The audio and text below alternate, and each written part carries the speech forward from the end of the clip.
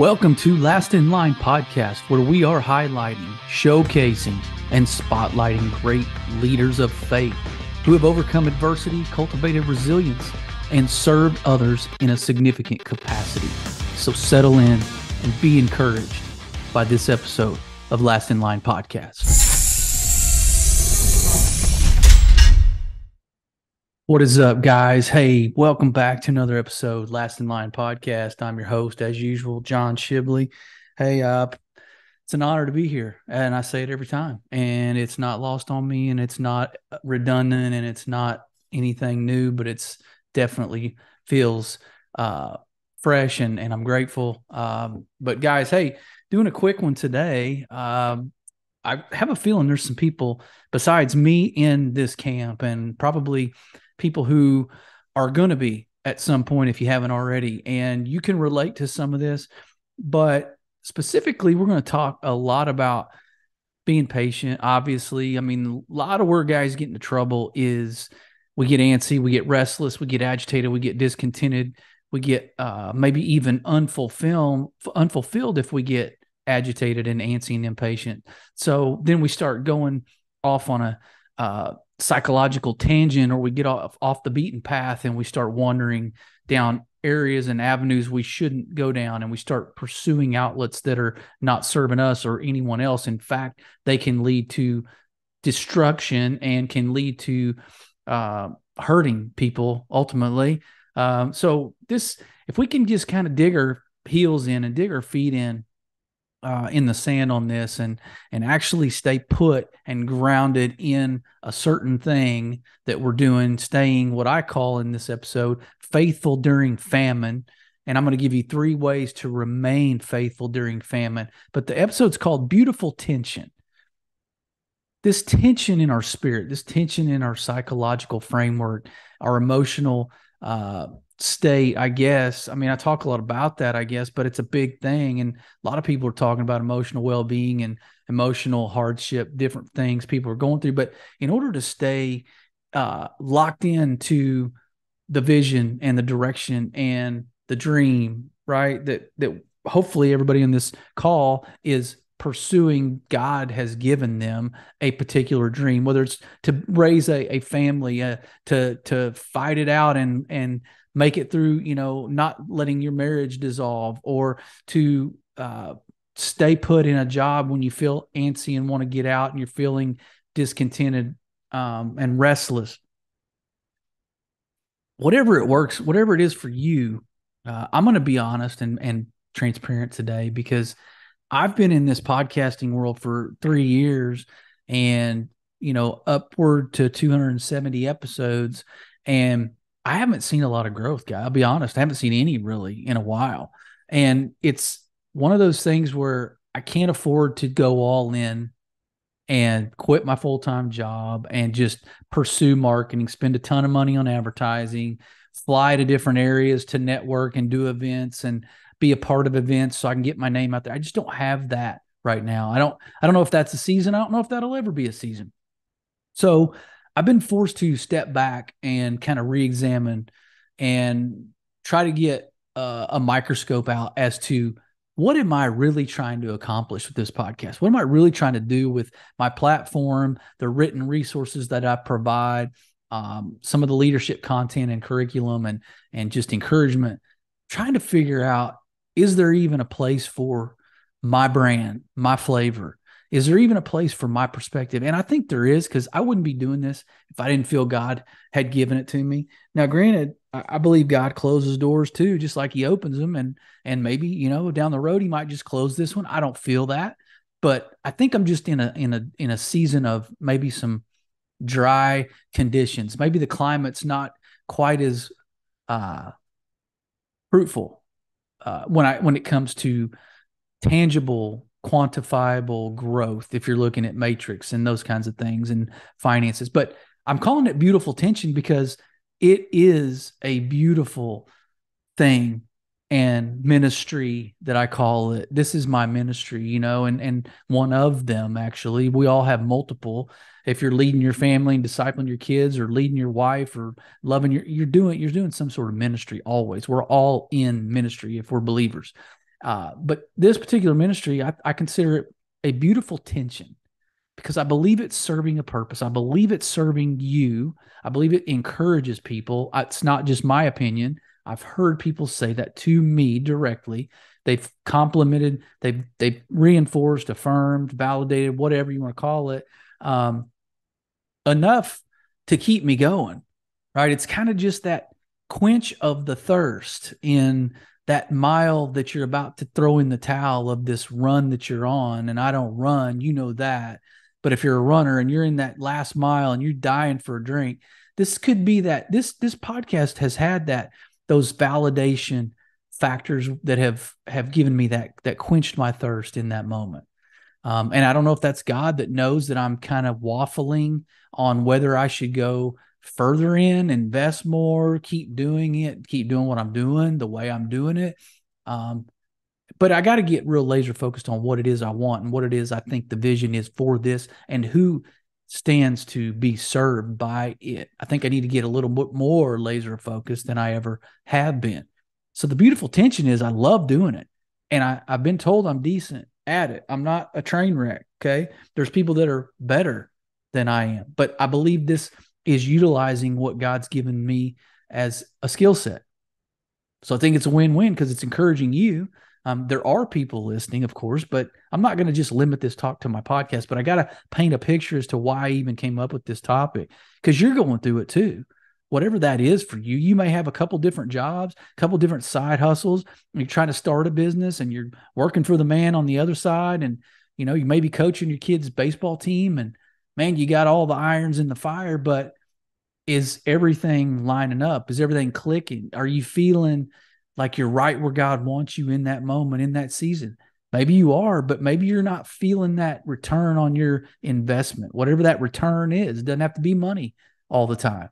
But my beautiful tension is just trying to get the reach out there, to expand the reach, broaden the scope of the audience, the people, the guys that I'm reaching. If it turns into a side, monetizable, scalable, promotable business, I mean, it already is kind of promotable, but I have to figure out how to scale it. Like I got to be faithful, even though I haven't haven't dialed that in on how to scale and monetize. And look, that's on me. I'm not blaming anything other than my inability or lack of willingness, maybe, or maybe it's just not a season for me to completely all in invest my resources, my personal resources. We got a lot of other things. Dollars are spoken for in this family. And so I'm not willing to sacrifice for this. I'm not willing to sacrifice the things that I'm already stewarding and the obligations and responsibilities I already have to go all in with this financially. So that is what it is, whatever. It's bittersweet. Okay. It's painfully exhilarating, whatever oxymoron you can think of, because it is literally sweet, but literally salty. Like it's literally, and salty, not in a great way sometimes, just because I beat my head against a wall in this, maybe even a job that I have. My job is supremely, I don't know. I don't want to say lucrative. It's not like I'm making a ton of money, but it is taking care of my obligations. My wife has a good job. Like we are taken care of financially. We've got pretty tall lifestyle as far as what we're spoken for, as far as what we're responsible for to pay and bills and a little bit of debt here and a little bit of this, a little bit of that. So we haven't been always good stewards of our money enough to have a pile of it laying around extra. I say all that to say, you may have your version of painfully exhilarating when it comes to something that you love doing that you just don't feel like it's given back to you. Or maybe you just feel like it's really good stuff, but it may not really be sticking. Like you're throwing it as hard as you can against the wall and it just doesn't stick. Or you're running down this path and it feels like it's the right way. The air is fresh and you're breathing in full. This is figurative example, of course. It's a, metaphor. But the air is fresh, but you just feel like you're on a hamster wheel. So this is for you in some way. Either you can relate because of a past situation or what you're going through right now, but I can promise you, you're going to feel this at some point if you haven't already. Got a scripture or two for you here in Isaiah 43. And the reason I came up with maybe this one and the next one are because it can feel super painful. It can feel like it's afflicting. It's maybe crippling to your emotion. Maybe you're giving all you got and you just don't feel like it's given back. So here's a scripture for you, might encourage you. So when you pass through the waters, I will be with you. God's talking to you. This is Isaiah 43:2. When you pass through the waters, I will be with you, and through the rivers, they shall not overwhelm you. When you walk through fire, you shall not be burned, and the flame shall not consume you. That's comforting, right? Now, to my analogy of the podcast, obviously, I don't feel like I'm in danger or I've been physically harmed or I'm walking through a treacherous landscape. That's not it, but it does reassure me that God's not gonna let me fall on my face. He's not gonna let me expose myself in a way that doesn't honor him or isn't honored in return. He's not going to allow that. If I'm doing with a right heart, if I'm doing what he's called me to do, he's not going to allow those waters to overtake me and those flames to burn me. Whatever that is for you, he's not going to let your boss harm you. Your coworkers, they can try to come at you, but they're not coming. They're not going to overtake you. That's what I'm trying to say. And Psalm 34 says, many are the afflictions of the righteous, but the Lord delivers him out of them all. Many are the afflictions, like he promises, right? Jesus says, like, you will have tribulation in this world, but take heart, I've overcome the world. So take heart. That means buck up, chin up, chest out, take heart, be reassured he's overtaken the world. So this world can't overtake you if you belong to him. And we all listening to this do. So yeah, I got 3 of these, okay? 3 keys to remaining faithful during famine.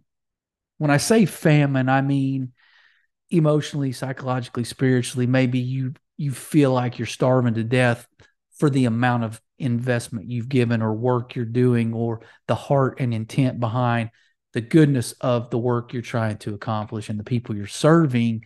Maybe you feel like it's a famine because it's not necessarily the sustenance of growth, validation, affirmation, presence in the marketplace, presence in the space we're in. When I come, to the analogy of podcasting, there's so many, there's millions of podcasts. I mean, I'm just another guy. And look, I don't know why I can even expect. And that's one thing I didn't put in this outline is expectations. You got to curb those, got to make them realistic. You got to have basis for why you expect what you expect. So maybe I've just had inflated expectations and I didn't really ask God going into this, like, what should I expect? Maybe that's something for you. Maybe that's an aha moment for who's listening right now. All right. So the first one of the 3 keys to remaining faithful during famine. 3 things you got to be certain of. All right. You got to be certain of the vision. Okay. You got to know that the vision is A, from God, and B, lines up with who you are and what you can do. Now, you're not always going to have it line up perfectly with everything you're good at. You may have to learn some things. You may have to get better at some things. You may have to stretch your capacity for trying something and risking something, but you got to be certain that you're dialed in to the vision and the dream. Okay. You got to be certain that it was God. It can't be about you. It can't be because your neighbor is doing something. It can't be because the 3 guys at work have all bought this, so you got to buy this. It can't be, well, we're keeping up with the Joneses, or my kids' friends are saying this, so we got to do this so that our kids can say the same thing. We got to be able to validate the vision, validate it's from God. So be certain of the vision. You got to confirm and you got to quantify the need. Okay. There is a need. There's a group of people that I will reach that you won't if you're in this particular podcasting space, or if somebody your job, obviously, I'm never going to cross paths with them. So if you're there to serve and encourage and to be a witness for the kingdom there, then that's your sphere. Got to be faithful to that. But you got to confirm and you got to quantify that there's a need for what you're saying, what you're doing, what you're presenting, what you offer. This is to me. I got to confirm there's even a need for it. Million podcasts. I don't know how many of them. I mean, shoot, it seems like a third of them are self-help, encouraging, inspiring, motivational. And I don't know how many of those are Christian podcasts. But look, there's a lot of people saying the same stuff in different ways. But I got to quantify and confirm that there is still a need because of how many people need to hear it. And then I got to quantify and dial in to what that is, what that looks like, who those people are, how do I reach them when somebody else may not. So the expectation, again, is locked into, I got to figure out who's wanting to hear what I have to say. Why do they want to hear it? Where are they when they are hearing it? How am I reaching them? How can I reach more? So for whatever that's worth, we got to be certain of the vision and understand that it's not about you. It's not about me. You get into that laser focus. You talked about that earlier. Laser focus can be good, but it can also be inhibiting. It can also be constraining. You about looking so closely at this whole project and making it about what you want, what you think, and what you're good at, and what you desire and expect. Guys, that's a losing battle. And God is watching every moment. Even if you don't say it, he knows your heart. He knows my heart. So I got to get my heart right. I got to check myself, my motives. And I think they've been pretty pure the entire time. Other than, I don't think there's anything wrong with wanting to grow the audience. I don't think there's anything wrong with me trying to get certain people that I've seen on other podcasts because, hey, I think they got a great message and maybe people will hear it on my podcast. So there's nothing wrong with some of that. But when I start trickling in and dipping my toe in the water of, well, why isn't this coming back like I think it should? Like, why isn't it my investment paying off? Like, I'm pouring my heart and soul into this. I've been told that I'm good at it, but where is everybody? Where are all the listeners? That kind of thing. So in your job, in your relationships, I've had that happen in my relationships, with kids and wife, and feel like you're giving and giving, and you're like, man, where is the appreciation? Where is the return? Where is, in fact, with kids, sometimes it's the opposite. It's like, how dare they, do they have any idea how I have sacrificed and compromised and given and invested? Dude, that's making it about you. It's making it about me. So it can't be that. That's number one, certain of the vision. Okay. 3 keys to remain faithful during famine. Just a season of no harvest yet, really is what we could call it. But that didn't sound as good as being faithful during famine. So number 2, certain of God's promises. Okay. Isaiah 55:9. Okay. For as the heavens are higher than the earth, so are my ways higher than your ways, and my thoughts higher than your thoughts. Okay. God knows more than we do. This isn't an accident. He doesn't make mistakes. This isn't his first run around the block. He's not a one-hit wonder. He's undefeated, and he's been around a while. So there's nothing that you can show him or tell him that he hasn't seen or heard. Hebrews 6:10 says, for God is not unjust as to overlook the work and the love that you have shown for his name in serving the saints as you still do. He's not forgetting. He's not missing out. He doesn't have FOMO. He's not turned a blind eye to your situation, your actions of serving. He knows you're doing it in his name for the good of his saints. So he's not unjust. He's not overlooking that. So you know it as well as I do. Galatians 6:9, we say it every week.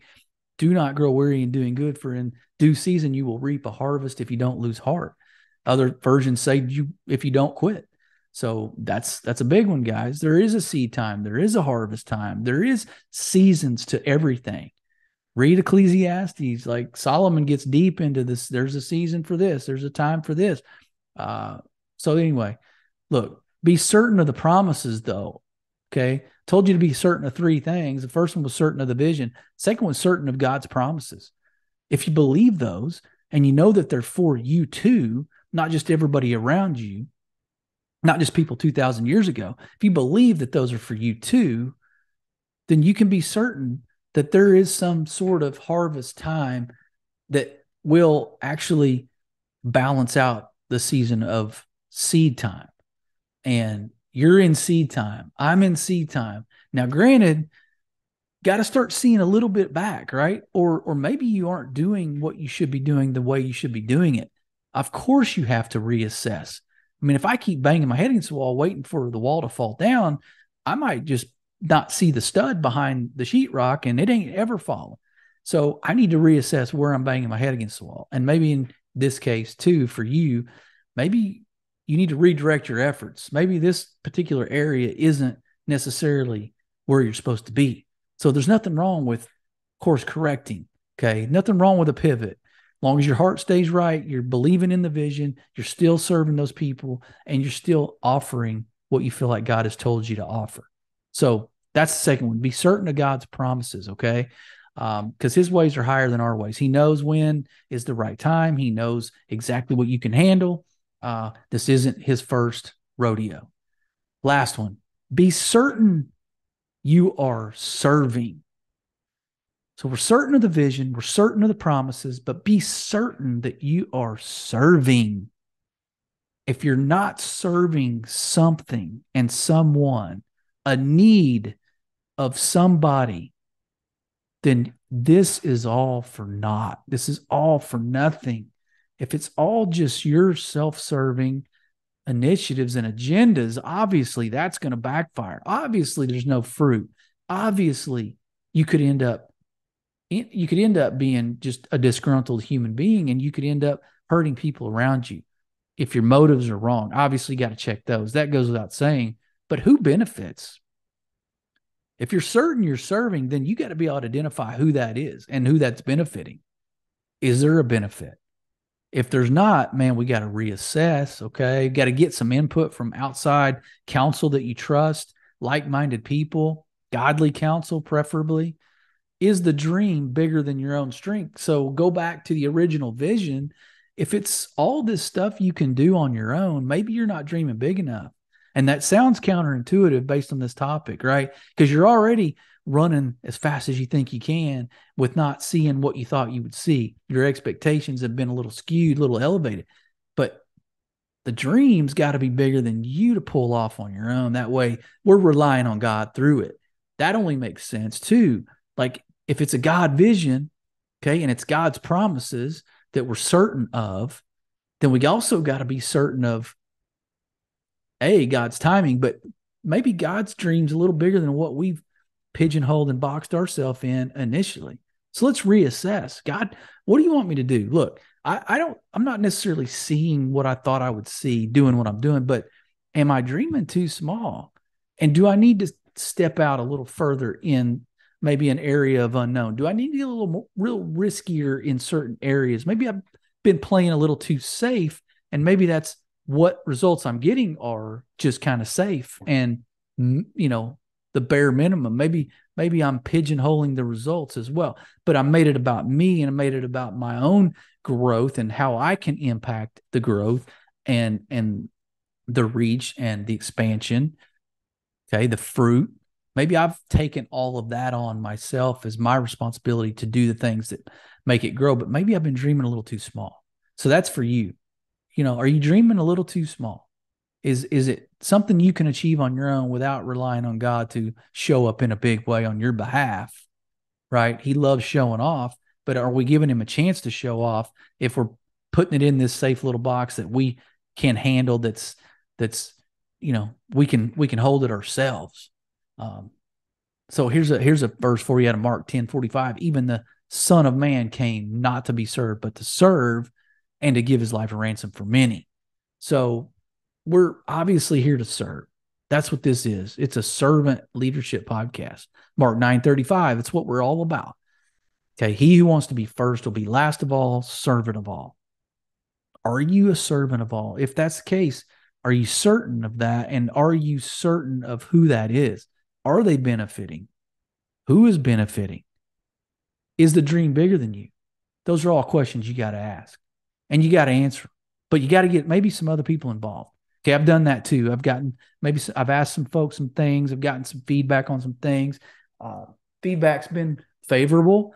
But again, I think to get to that next level, I haven't quite stepped out completely in faith because I have this other job, these other obligations, these other demands that I feel prevent me from expanding my reach because of the investment it's going to take. And maybe I'm speaking to myself about maybe I'm dreaming too small.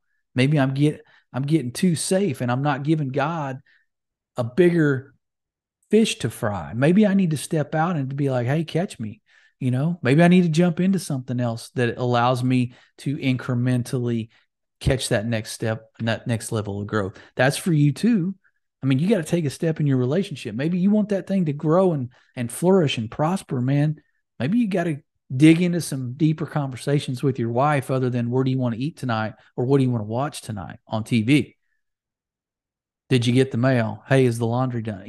This kind of stuff. You got to get a little deeper if you want it to go further. But it gets a little riskier, right? So you stand to risk some, but you got to give it to God and let him show up and he'll do bigger things. Guys, that's it for tonight. So, I mean, beautiful tension. It is a beautiful tension. There is tension. Trying to scale something, trying to promote yourself, trying to monetize something. If you're doing a side hustle, trying to start a business. I hear guys doing that all the time, asking questions. How do I do this better? How do I do this? How do I do that? When should I? What should I? How should I? Who should I?